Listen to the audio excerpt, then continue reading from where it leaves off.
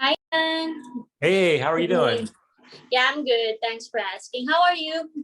I'm great. Looking forward to talking about virtual staffing, virtual assistants, and it's a great topic for conversation. Got it. I just want to ask, before we were gonna proceed to the question, where are you now? Um, where did where you located? How many Sure. months or years you're here in Philippines? Right.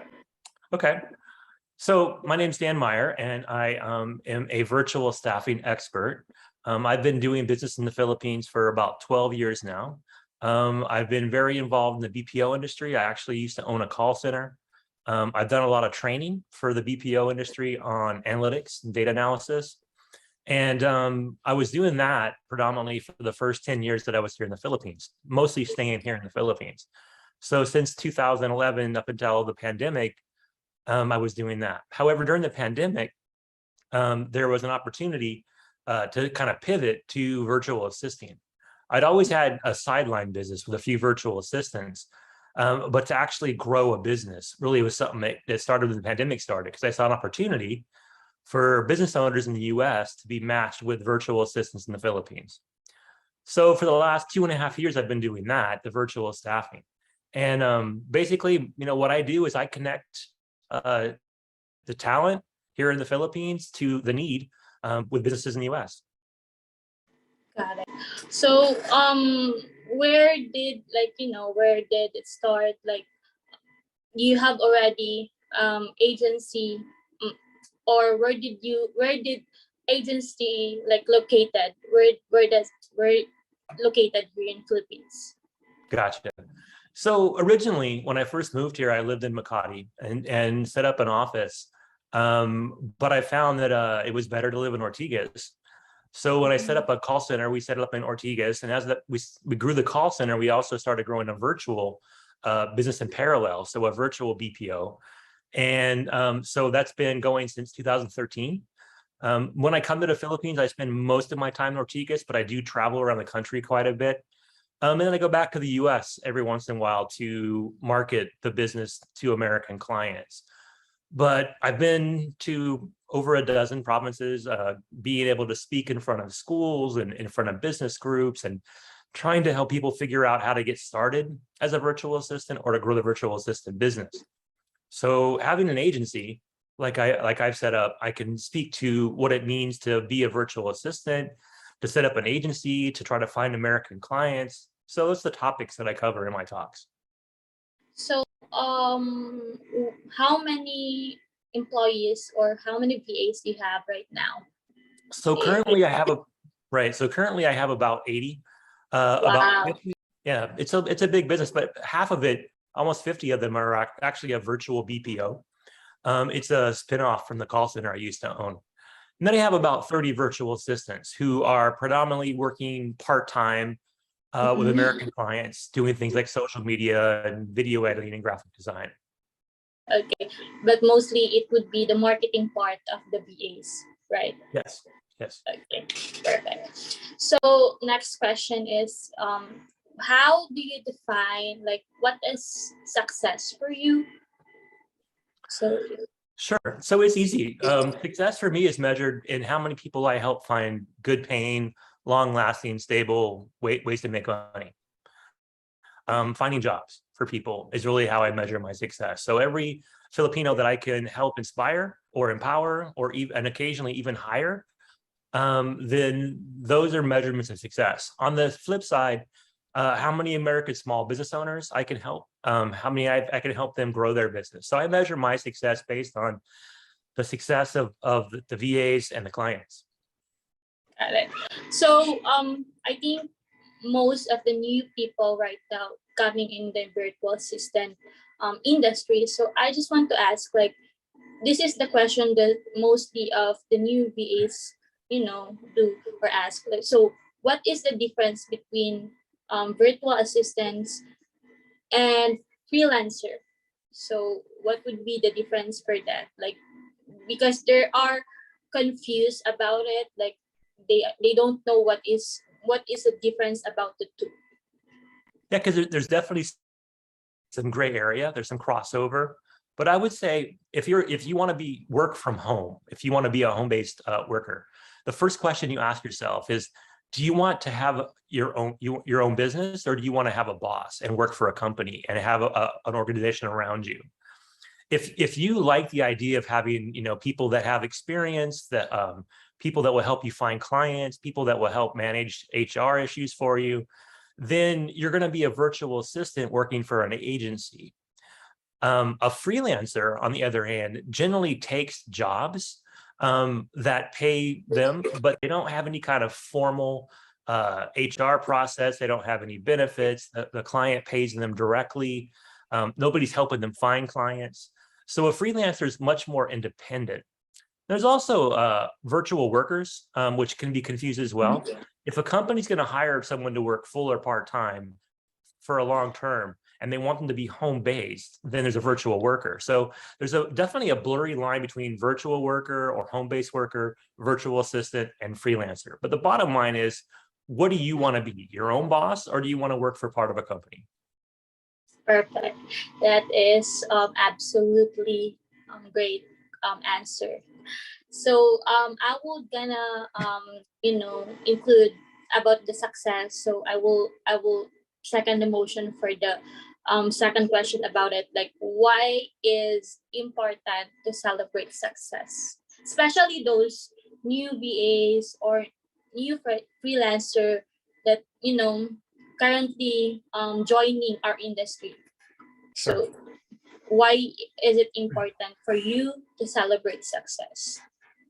So I think, having set up my own business, and my first business failed, it was a training company that didn't work, and I replaced it with another training company that did work. I learned a lot from that failure, and that failure taught me one thing, above all else: I can't do it alone. I need to delegate to be able to grow a business. So when I launched my second company, the first thing I did was hire a couple of virtual assistants from here in the Philippines to be able to help me grow that business, and it was super successful. But it did take time. It wasn't successful overnight. It took a couple years. So when you want to talk about celebrating, you want to think about your short-term and your long-term ways you may celebrate. In the short term, if you get a good client and they give you a bonus, if you're able to, make more money in a month than you've made before, those are things we're celebrating. But long term, if you want to really think about, where do you want to go? How long do you want to be a virtual assistant or a freelancer? Where does it take you? What's the end game? Then you start looking at longer measurements before you celebrate. I think one challenge a lot of newbie Filipino virtual assistants have is that it takes longer to find clients. Not every client will pay on time or at all. And some clients are just difficult to work for. They're toxic. So a new VA may think, oh, I'm going to apply for a couple jobs, get some gigs under my belt, make some money, and everything will be happy. That doesn't happen as often as people expect it to. You are correct about it. So if new VAs will apply to your company, like, are you strict about about hiring them? Like, do you also recommend to become them a freelancer, or just start from the scratch? So that's a tricky question, because you need to get experience to be really effective as a virtual assistant. However, there are virtual assistant jobs and freelancing gigs that you can get with no experience. So you just have to be realistic of what you're good at and be willing to do some things that may not pay the best, do some things for clients that you don't love, to get that experience. So we generally don't hire virtual assistants without experience, because our model requires them to work fairly independently. Even though we have an organization and we have a management team, HR, and all that, they're going to have to spend most of their days, kind of like making their own decisions. So they have to have some frame of reference of what success looks like, of what they're supposed to accomplish every day. So that's why we look for more experienced VAs. However, I do occasionally hire newbie VAs if they have a relevant experience with something else, or occasionally we take on people because the job requirement is such, it doesn't require them to have previous experience. Maybe it's like data encoding, or it's internet research, or something doesn't have a requirement to have previous experience in that. Correct. So before applying to your company, they need to have experience first. That would be. It helps, right? I mean, it's the unfortunate thing where if to get experience as a VA, the best thing you can do is just start doing things for your church, your community, your barangay, somebody that has a business, do some social media, make some videos, do something that you can put on a resume. It doesn't have to be a virtual assistant experience. It has to be something relevant to the skill that you want to be employed in. In short, those skills can learn on those experiences that they have in the community, in the church, or other things, right? Exactly. Okay, perfect. So next thing is, what is the biggest achievement of Dan Meyer this year? So this year, yeah, this year. So getting back to face-to-face trainings. After 2.5 years almost of not being able to do face-to-face trainings, I think my biggest success is having done several so far. We were fortunate enough in Davao recently to have over 30. I've had a couple other ones with 20. So it's getting back to where it was pre-pandemic, where you're able to fill up a room of people. And that's, for me, the most important thing. I thrive on that. I love being able to share my knowledge, empower people, educate them, give them hope. So when I can do that face-to-face, it's the most satisfying way that I can do it. And I'm just really happy every day that we're back to being able to do that in person. Next question is, I know you've been immune to this question, but if you are the one, if you are the one who always asks to those who are applying a job, but I want to ask you for this question: what is your greatest strength? If there will be client that interviewing with you, so VAs will be know what would be their answer for it. So your greatest strength is recognizing what you can do to contribute to the success of somebody else. So that's a strength that I've been blessed with for most of my life. And it's something that I look for in VAs and try to help. You really can't train it as much as mentor it in VAs. The idea that when you have an interview with a prospective client, you get to know their struggle. You have empathy for them. You've done the research to look at their internet, look at their social media to see what they've been doing. And you come to that interview with a solution that will help them solve their problem. That is what I want to see out of virtual assistants that I hire, that problem-solving mentality, the ability to recognize a concern and find a way to address it.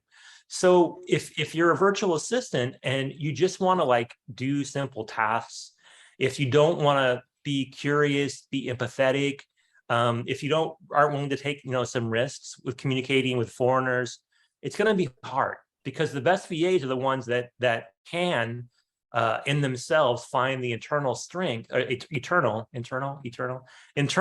strength to be able to, okay, I'm nervous, I'm shy, but I got to go for it. Those are the ones that are going to be successful. So, for example, there's a new VA that don't have really experience, and they don't have colleagues, or they don't have friends that same with virtual assistant, they don't know where to connect. So what would be your first suggestion, advice to that VA that don't have really idea what is virtual assistant, where they will where they will start, and then they apply to this agency, but they are failure. That agency didn't accept that VA. Right. So I think, first of all, I would say that you have to have a perspective of what you're trying to do. If you're a newbie trying to be a virtual assistant, applying for jobs as a VA for the first time, you are literally competing with millions of other people. So you have to figure out what you can do to make sure you stand out. For example, when we post a job on Online Jobs PH, we almost immediately, within a couple of days, get over 100 to 200 applicants. So everybody that's applying for that job is competing with everybody else applying for that job. And the ones that usually get the job are the ones that had done something with their resume, with their cover letter, with their profile, with their portfolio, done something to demonstrate to us that they have the skills that is needed to solve the problem that we have. So you have to be realistic. You know, if you apply for a job and don't get it, it's not you. It's just that you got to recognize that there's people out there that are just, you know, have more experience, especially in the areas the job is looking for. And this is where, if you get tired of being, and you get frustrated with applying for things that you don't get, really look closely if there's a match between the skills that you talk about in your resume, the skills that you are good at, and the skills required in the job. A lot of times people will apply for anything and everything because they just need a job. They're fairly desperate. I get that. But as a hiring manager, you want to find somebody with the closest match between what I need and what you have. And that's where people get stuck a lot, is they don't change their resume, update their resume, change our portfolio in a way that calls out the specific bullet points of what the job requirements are. So I could go on, but that's really what I think of when it's the struggle that new VAs have, and how quickly they can get frustrated. The advice is persistence. Correct. And next question is, what are some unusual skills you have? Like, for example, client or hiring manager will ask this question to the client. So, I mean, to the VA. So, what would be the best answer for that? Like, what are some unusual skills you have? Well, I'm going to give you two easy ones to start out with. Number one is that sometimes you have the skill, but it doesn't stand out because everybody else has this skill. So you want to do something beyond the skill. Number one, you want to research that company. I've literally done like 2,000 interviews of the Filipino VAs in the last couple of years. And I can tell you very, very few of them, maybe 1 out of 10, have actually taken the time before the interview to look at the job description, to look at our website, to really be comfortable. Because I ask that question in every interview. Have you looked at our social media? Did you look us up online? And most say no. And so, I mean, it's easy to do. It takes 30 seconds before the interview starts. And it's something you can do to make sure you stand out above just your skills. Because skills alone, you're competing with other people. So besides researching the company or before you do the interview, make sure that what you're applying for, you understand. You probably have a mindset that you could do anything, that you can be a generalist, you can, you need to find a job, you'll take whatever you can get. But when you have that mentality, you're not really good at any one or two things, then people see that. Interviewers see that and they go, well, I want somebody who's a specialist, who's experienced, who's got, a lot of skill. So even if you can do everything, when you apply for that job, come ready to talk about 1 or 2 things that are in that job description. If I'm going to hire a video editor, I'm going to make sure that video editors edit videos. I'm going to make sure they're comfortable with the software program that we use. I want to make sure that they've edited the style of videos that we need. And if that comes out in the interview and in their portfolio and their resume, then it's a good match. They've got a great chance to get in the job. So the skills matter, but not as much as people think it is. Before the skill, you have to prepare yourself and then position yourself to be able to nail that interview. So I think skill-wise, the biggest way to make money as a VA right now is social media management, especially doing TikTok, short form videos like TikTok and IG Reels. So if you're looking for a skill that basically anyone can do that you want to monetize as a VA, learn how to make really good, short form videos. I also agree with you. Like, it's also a consistency that you have, and then if we have a lot of skills, we don't yet discover because sometimes people are lazy to discover everything. So I agree with you about that. So next question is, what do you get, or for example, if the client asks for the VA, what do you get complimented on most? What would be the best answer to that question?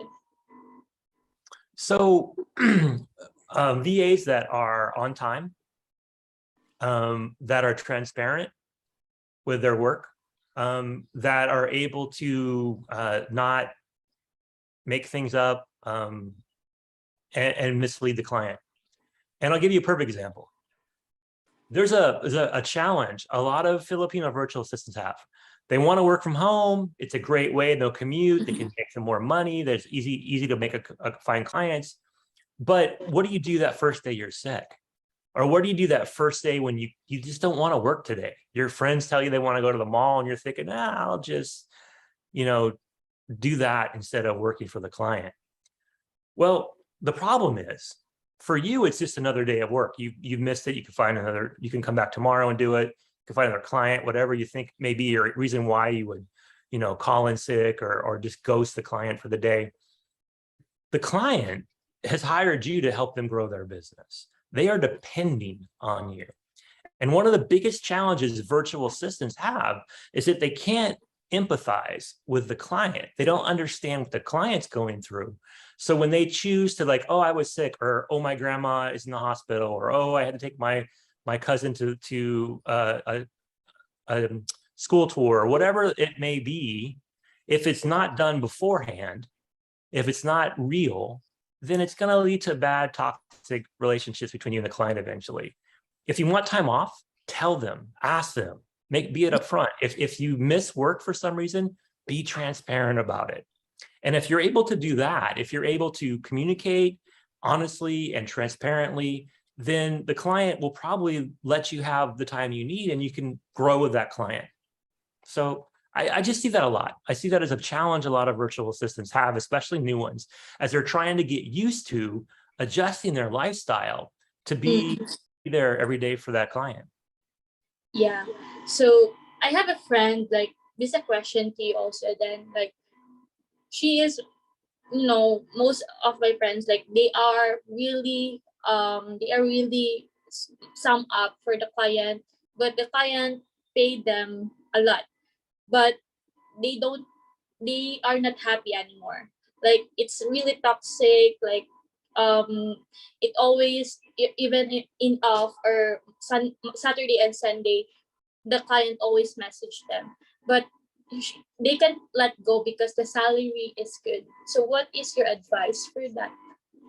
Right. So I say this a lot. Sometimes as a VA, you have to fire the client.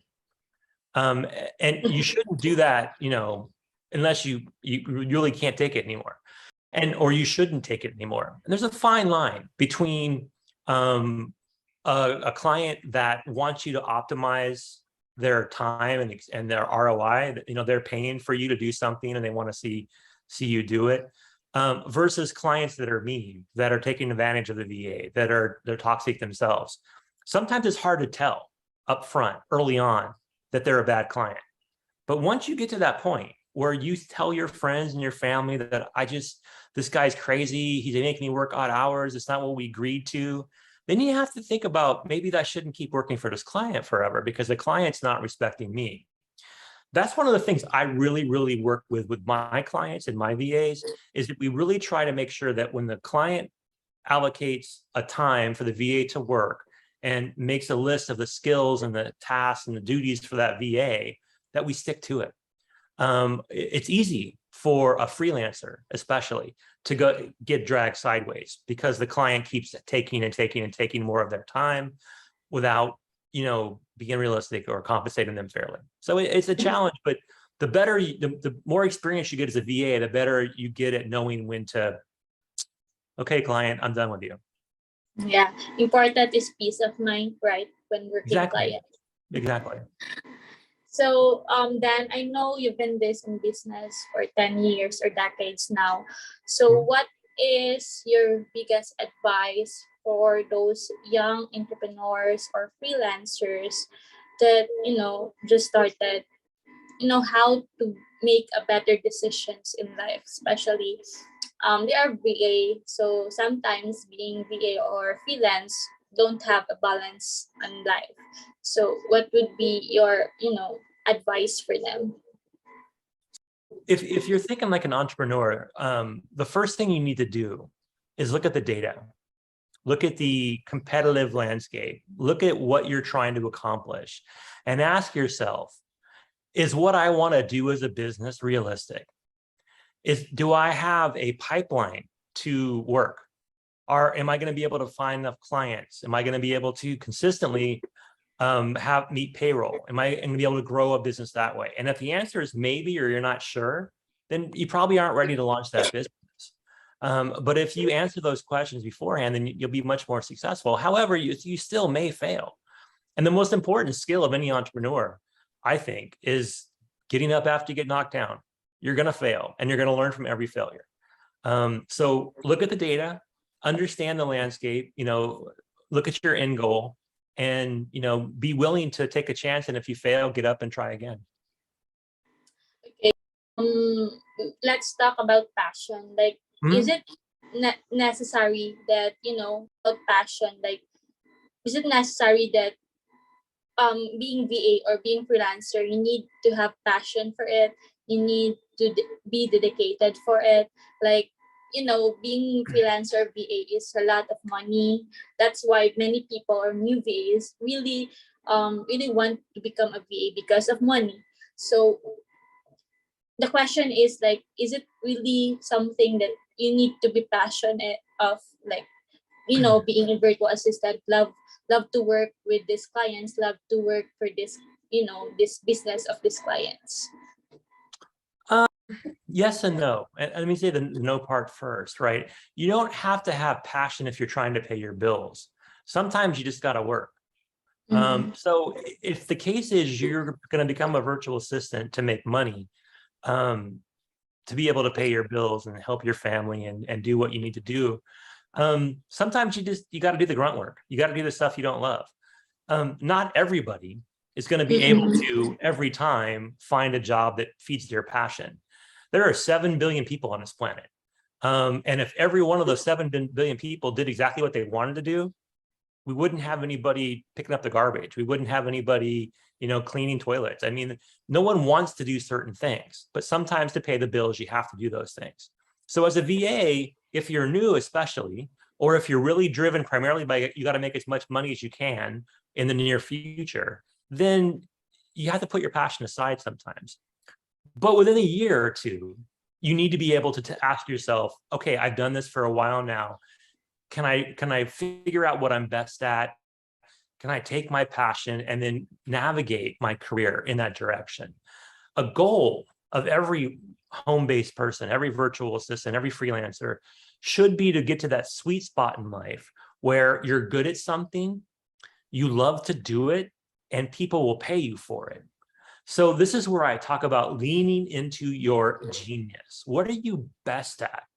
If you're best at video editing and you're good at graphic design and you're good at lead generation, but you don't love them, then over time, try to take more and more jobs that are just video editing. And the better you get at it, most likely, in theory, you should be able to charge more for it. And once you get to a point where you can charge more for it, then you can decide, do I want to charge even more? Do I want to open up my own agency and do more of this? Do I want to replicate myself? But the bottom line is you really want to make sure that as a VA, you just know where you're going. If you show up every day because you need to make money, do it. If you have a goal to do something for a year or two until you can get to your passion, then be patient, be persistent. A problem a lot of people have is they don't love what they do, and they quit, they ghost, they walk away in a way that doesn't actually bring any closure. That's not a good thing for your career, and that's not a good thing to build a resume on. So anyway. Correct. Let's wrap up to this last question then. Sure. So this is the last question. This is a nice question. I think these will be interested in this. So how to deal a difficult client, a toxic client? Right. So, this is a good question. I mean, and it comes up a lot. And most people have had difficult clients. Most people that have been a VA for a while can tell you that when you have a toxic client, you have to ask yourself, do I stick with it for the money, or can I afford to walk away from this client and look for another client? Ideally, you have another client ready to replace the one you walk away from. But you have to recognize that most small business owners, 80% are gonna fail. It's just math, simple math, right? So if you are a freelancer working predominantly for small businesses, entrepreneurs, solopreneurs, people that do some kind of online selling, or they're into, business coaching, and it's just them and their business, and they hire you to manage their social media or edit their videos, 4 out of 5 of them are going to fail.